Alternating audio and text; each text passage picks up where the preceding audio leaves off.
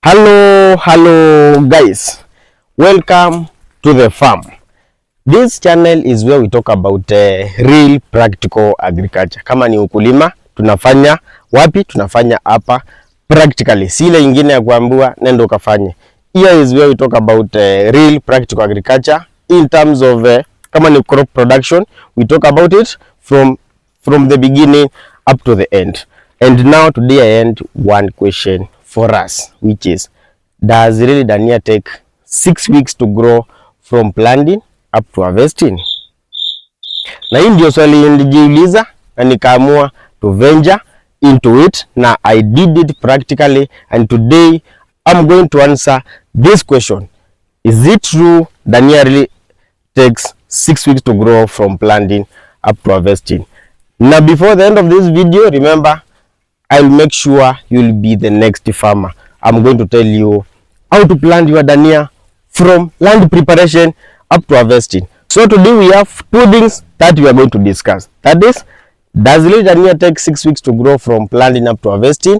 And at the end of the video, you should be able to grow your own Dhania from land preparation up to harvesting. And before we get into the video, make sure subscribe hapo na share this video to all your friends na who want to join agriculture ama bado wako agriculture, kama ni small scale farmer, kama uko na ka plot mahali, this is the right place, because here we talk about real practical agriculture from crop production up to marketing.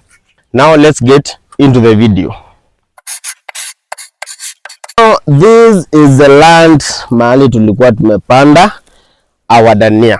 And remember, I've said at the end of this video, you should be able to plant your own Dhania and harvest it na mpaka uipeleke sokoni. So first, before we answer the question that does really Dhania take 6 weeks to grow from planting up to harvesting, nataka kwanza we produce our own Dhania kama this.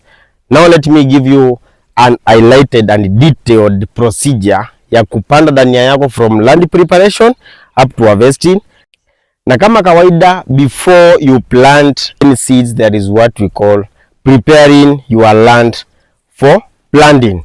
This is whereby kama Dhania, kitu ya kwanza unafaa ku make sure is unafaa kuinua mchanga yako at least have a foot, jembe hivi. Hivyo ndo unafaa kuinua mchanga yako, and you make sure umedig deeper kidogo. This to make sure ile mmea yako wakati itakuja kumea, the root development itakuwa mzuri. And the other thing is soil aeration. Una make sure mchanga yako inapata inaingia hewa and it is aerated. The other thing is once umeinua mchanga yako, there is what we call you expose the diseases and the pests zenye zilikuwa in the soil to the UV light. UV light ni gani? Ni jua yetu. At the end of the day, once you expose them, they get killed. So that is one thing you should be very careful with land preparation. Prepare your land very well and make sure umelevel your beds, kama unatumia drip irrigation and kama ni barrow irrigation, any method that you are going to use to irrigate your crops, make sure fine tune your soil. The other step is seed selection. Kuna watu wana believe that if you plant F1 ama hybrid seeds, that is where you get a lot of productivity.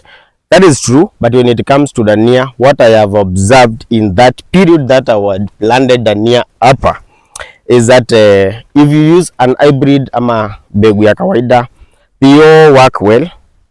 The difference it depends on how you manage your Dhania well. Kama umemanage vizuri, itakupea good productivity. Ukimanage vibaya, the same case applies to. Now let's talk about planting your Dhania. Kitu ya kwanza, mbegu yako from one seed to another, it should be at least ukifinya sana ikue centimeter. Ikipitisha hapo inamaanisha you are overpopulating your crops, your Dhania. But the recommended one is 1 centimeter. As a farmer, it depends on how you are going to plant, but the best option ni kupanda na laini. Let me show you an example. Ukiangalia hii yenye iko hapa imepandwa na laini hivi, and I'm using drip irrigation, and this was easy, ziko na around 20 days. I'm coming to that. So we have said plant your seed at least 1 centimeter from one seed to another. Depth yake inafaa kuwa 1 inch. 1 inch like this. Ikienda sana at least ifike hapo. Ukichimbia chini sana, what happens is it takes a lot of time to grow from hapo chini mpaka itogezee, and most of them will suffocate and they will not grow. Kama umeipanda juu sana, inamaanisha ile time umeachilia your bed ipigwe na jua kidogo, hiyo seed yako ile maji ilikuwa imekunywa inapigwa na jua, at the end of the day the crop kana kufa kabla ka germinate. Now let's talk about germination of Dhania. Dhania is very funny. It takes a long time to germinate, more than other crops. Dhania takes 10 days to start seeing your first crop. Once umeweka mbegu yako chini, in the 10th day is when you will start now seeing signs of germination. That is the 10th day. It is when the Dhania is going to germinate. Now when it comes to watering your Dhania, like another crop, Dhania yako inahitaji maji. And after umepanda mbegu yako, it is recommended you leave them overnight. Ndio the following day, it is when you come to water the first watering. Hii inasaidia mbegu yako once umeipanda hapo chini overnight, it will adapt to the soil pH and temperature. At the end of the day, asubuhi kuja, just to water your crop, just to water your nursery of Dhania. So it is recommended that you water once umezipanda, kama ni leo, water them the following day. Now because your Dhania imesha mea, now let's talk about pest and disease control. Kuna watu wengi wanaamini that Dhania ukipanda haihitaji kupigwa dawa na haihitaji kuongezewa anything, but as a farmer what you should remember is that wakati unaingia pale sokoni, the same people wenye wanasema Dhania yako usipige dawa na usifanyie kitu, wakati utafika hapo sokoni kama Dhania yako ni mbaya na mwenzako akona yake amepiga dawa, these clients wanaenda kununua ile nzuri wa kuachia hiyo yako hapo. So always control pests and diseases in your farm. Most of the pests that affect your Dhania ni aphids na cutworms. So you can use an insecticide, and diseases mostly unapata, though it is very rare, powdery mildew. So you can, the best option is control them before they affect your crop. Now kulimia Dhania yako, it is always make sure umetumia manual farming. Do not use herbicides, because once umetumia herbicides in your Dhania, what will happen, it will pull down. Herbicides huwa zinarudisha mmea yako chini. So the best option is ngoa, then unainua na mti. If you have a small plot, it is easy, but kama uko na land kubwa, you can use the best method that you feel like is working for you as a farmer. Now after umelimia, there is what we call application of fertilizers. This one is going to depend with your soil. If kama mchanga yako iko na manure vizuri, you don't have to apply synthetic fertilizers. But kama mchanga yako unaona ina manure vizuri, you can top dress using CAN, because CAN unahitaji because of just it is vegetative, so unahitaji the veggies. When you use CAN unapata matawi ni kubwa na inamea haraka. At the end of the day, what you are targeting ni ukienda sokoni, Dhania yako itaenda kupimwa na nini, na kilo. So ikiwa kidogo unapata produce iko kidogo, ikiwa mingi unapata produce iko mingi. But you don't want to use you don't want to top dress your Dhania. Still you can work with it, because in our farm kuna place tuli top dress and another place we did not top dress using CAN. And at the end of the video I'm going to give you a report of the produce what I got, na niwaambie how everything affects one another. So those are some of the main things that you should know before venturing into planting your Dhania. Now let's get back to where I planted my Dhania and tell you what I did, what I did not do, my produce, the time it took. Then we are going to answer the question, Is it really 6 weeks? Now, if you look at this plot, hapa ndio nilikuwa nimepanda my dania. From that far end, that is 20 by 19 mpaka hapa. And having that as my land size, that is 20 by 19 meters. I think kama uko na plot kamoja, this is the best video for you. And you can use that plot to grow your own dania. Okay, in this plot I chose 2 brands of seeds. Ilikuwa Kebache seeds and Agripack seeds. The first block ambayo ndio hii yenye nimeweka hii nursery, I replanted Kebache seeds hapa and Agripack seeds hapa. I used 250 grams of Kebache seeds in a land size of 20 by 10, and I got 186 kgs in that. And for the Agripack seeds, I used 200 grams of Agripack seeds in a land size of 20 by 9, and I got 154 kgs of dania. So that was a good kickstart, because this was my first time planting dania, and it really gave out good results. So when you look at that produce, remember for Kebache seeds nilikuwa nimeapply CN, and Agripack seeds sikuwa nimeweka CN.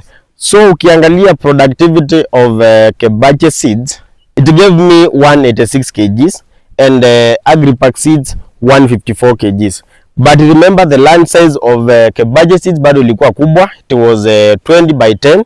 Agripack seeds it was 20 by 9. So I can say kama umeweka fertilizer, kama hujaweka fertilizer, at the end of the day you are going to get good results, but make sure your soil iko na manure. If you feel like your soil is not having enough manure, make sure you may tumia CAN. Now for this block, the challenge that we had was water. Maji ilikuwa kidogo, so maybe the expected produce that you can get in the same land that we planted inaweza kuwa mingi kuliko yetu, because maji ilikuwa kidogo. So and the other challenge was temperature. We planted this dania in a very cold season. And now let's answer the question that we were asking ourselves. Is it really 6 weeks? And I'm going to use real dates since I planted this dania up to the time I harvested the dania. And for the land preparation, we started preparing the land on June 28th. Hiyo ilikuwa mwezi wa 6, 28th, that is when we started preparing the land.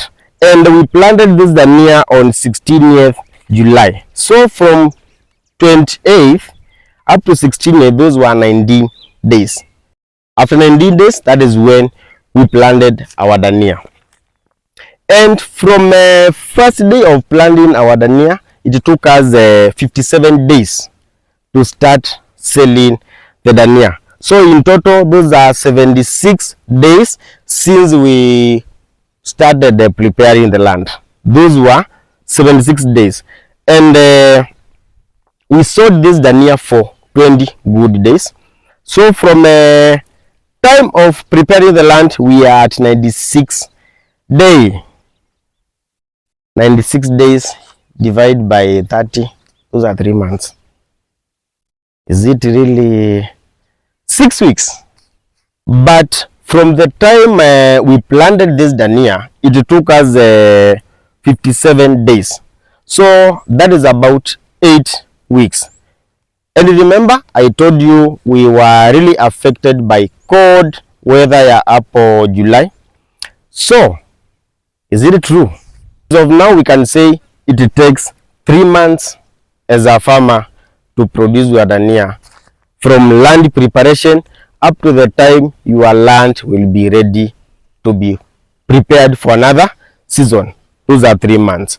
But if you count from the day of planting, you'll get around 6 to 7 weeks. Remember, on our end, we were affected by cold weather. That was in July. So that is one of the factors that affected the growth of our dania. And if you want to join farming, ama kama unataka kuanza kupanda dania, this is what I can recommend to you. Panda dania yako at the right weather. Right weather, I mean kama umepanda in the cold season, inamaanisha your dania is going to take longer time to eat the market. But kama umepanda on the warm season, inamaanisha your dania is going to eat the market faster.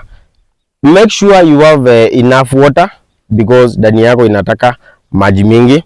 The other thing is plant your dania at intervals. Usipande mingi mara moja. Plant at intervals. In our case, I planted kebache seeds, and after 10 days is when I planted the agri-pack seeds. So plant your dania at intervals. And when now you are harvesting your dania, one thing you should know is quality sales.